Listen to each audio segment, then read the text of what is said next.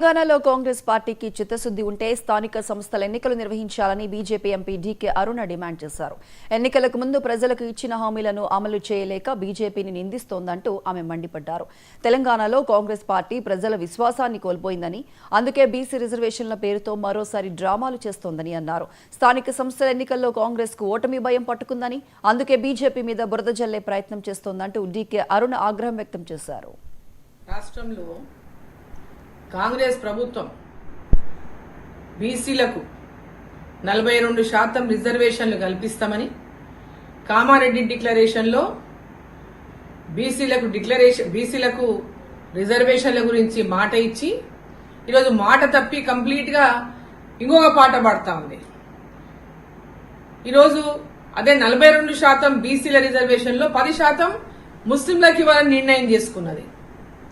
ఈరోజు గ్రామ పంచాయతీలకు ఎన్నికలు లేక ఈ పార్టీ అధికారంలోకి వచ్చిన నాటి నుంచి ఇప్పటికి కూడా ఎన్నికలు జరపలేనటువంటి పరిస్థితిలో ఇవాళ ఉన్నది.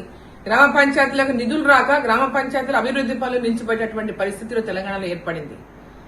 సో ఇది కేవలం బీసీల యొక్క ఓట్లను రాలగొట్టడానికే బీసీ మాట, బీసీ పదం వీళ్ళు మాట్లాడుతున్నారు కానీ వీళ్లకు బీసీలకు రిజర్వేషన్ ఇచ్చేదాని పట్ల చిత్తశుద్ది లేదు. గతంలో ఎప్పటి నుంచో వీళ్ళకు బీసీలకు వ్యతిరేకమే.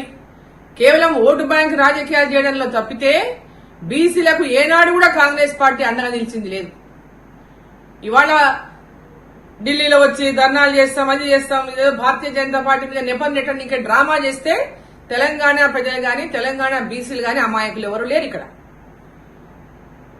కేవలం ప్రజలని మోసం చేయడమే లక్ష్యంగా పెట్టుకున్నది ఇవాళ కాంగ్రెస్ పార్టీ. అవగాహన రాహిత్యం ఒక పక్క, కేవలం ఇవాళ తెలంగాణ రాష్ట్రంలో 6 హామీలని అధికారంలోకి వచ్చి ఆ 6 హామీలని నెరవేర్చకుండా ప్రజలను మోసం చేసి మళ్ళీ ఇప్పుడు బీసీ రిజర్వేషన్లని మళ్ళోసారి మోసం చేయడానికి ప్రయత్నిస్తా ఉంది. స్థానిక సంస్థల్లో గెలుపు మీద నమ్మకం లేక ప్రజల విశ్వాసాన్ని కోల్పోయినట్టు